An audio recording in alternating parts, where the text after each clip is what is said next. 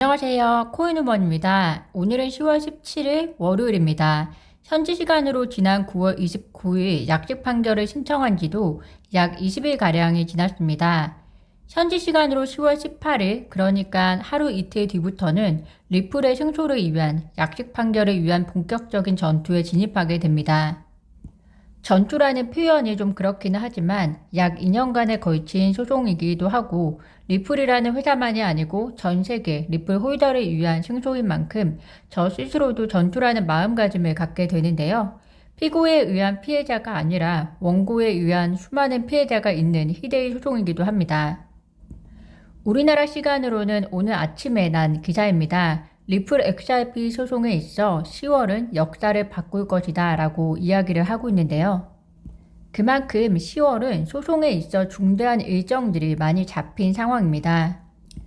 코인우먼 채널에서도 말씀드린 적이 있기는 하지만 그 중대한 일정이 이번 주부터 시작이 되기 때문에 다시 한번 리마인드 드리겠습니다. 10월 18일은 약식 판결 신청에 대한 양 당사자, 즉 리플과 SEC가 이의 신청에 대한 모든 자료를 임시로 봉인한 상태로 제출하게 됩니다. 그리고 나서 이틀 후에 양 당사자가 만나서 각 이의제기 브리핑에 대해 양측이 요구하는 수정 조치를 협의합니다. 이후 양 당사자는 10월 24일에 각 당사자들이 지난 회의와 협의 과정에서 요청했던 내용을 수정 반영해서 양 당사자의 이의제기 브리핑을 공개할 예정입니다.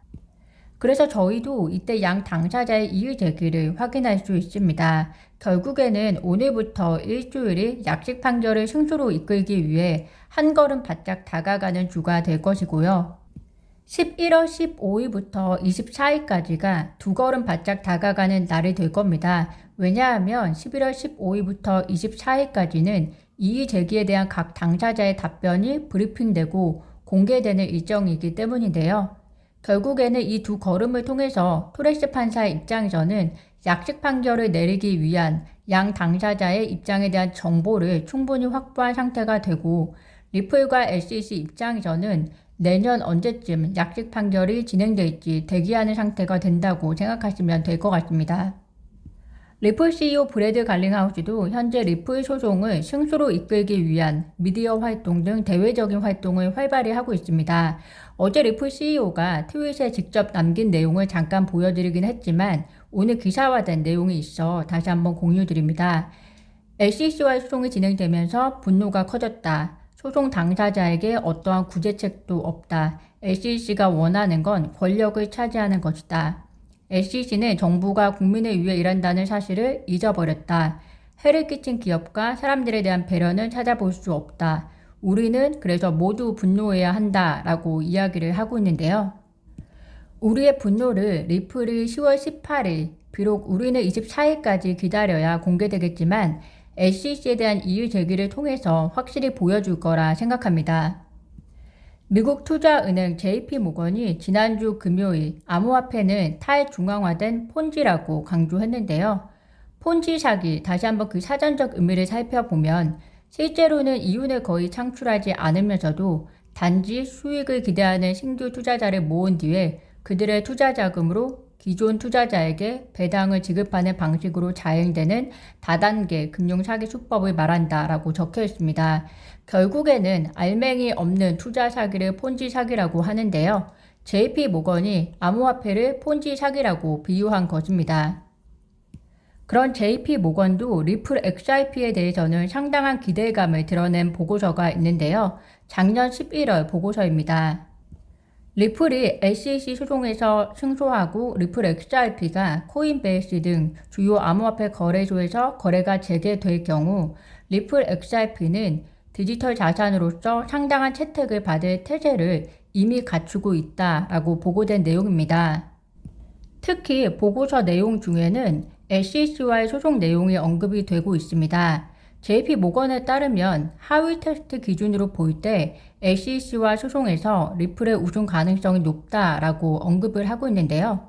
즉 하위 테스트에 의하면 리플 XRP는 증권이 아니다라고 판결이 될 거라는 이야기입니다. 그렇게 되면 리플 XRP는 상당한 채택을 받을 것이다라고 강조하고 있는데요. JP모건이 아무래도 전통적인 투자 기업이다 보니까 암호화폐에 대해서는 일부 배타적인 성향을 띠고 있고, 그래서 폰지샥이라는 표현을 쓰기도 했지만요. 가만히 들여다보면 JP모건 역시 블록체인 기술을 활용하고 있고, 그리고 암호화폐 사업에 투자하고 있는 현상을 확인할 수 있습니다. 결국에는 전통적인 투자 기업도 포트폴리오 구성에 있어서 개인과 다를 바 없이 많은 고민을 하고 있을 텐데요. 물론 암호화폐가 아직 리스크가 많다고 볼 수 있지만, 리스크가 없는 투자에 뛰어드는 그 시점은 이미 이런 투자 기업 입장에서는 상당 부분 의미가 없을 거라고 생각이 됩니다.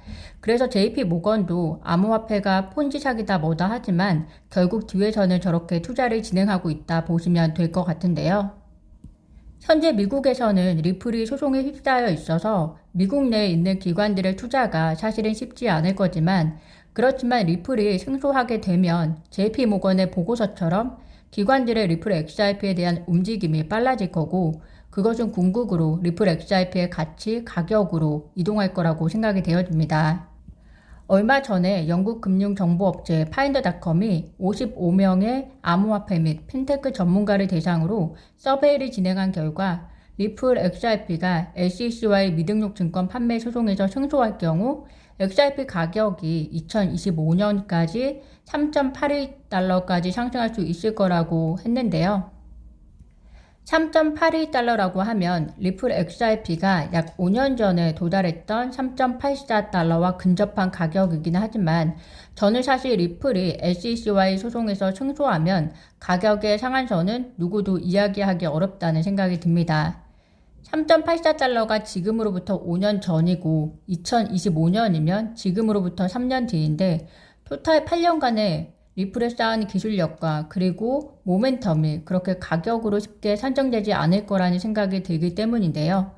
왜냐하면 다른 투자와 달리 암호화폐는 히스토리 기간이 짧기 때문에 그 히스토리 베이스로 시장의 사이즈라든지 그 자산의 사이즈를 예측한다는 것은 쉽지 않다고 생각합니다. 가격이 얼마가 될지 예측할 수는 없지만 우리 마음속의 가격에 근접한 가격이 실현되기를 진심으로 바라며, 오늘 제가 준비한 소식은 여기까지입니다. 오늘도 영상 시청 진심으로 감사드리며 따뜻한 오후 되세요. 구독과 좋아요, 알림 설정은 코인 음원에게 큰 힘이 됩니다. 감사합니다.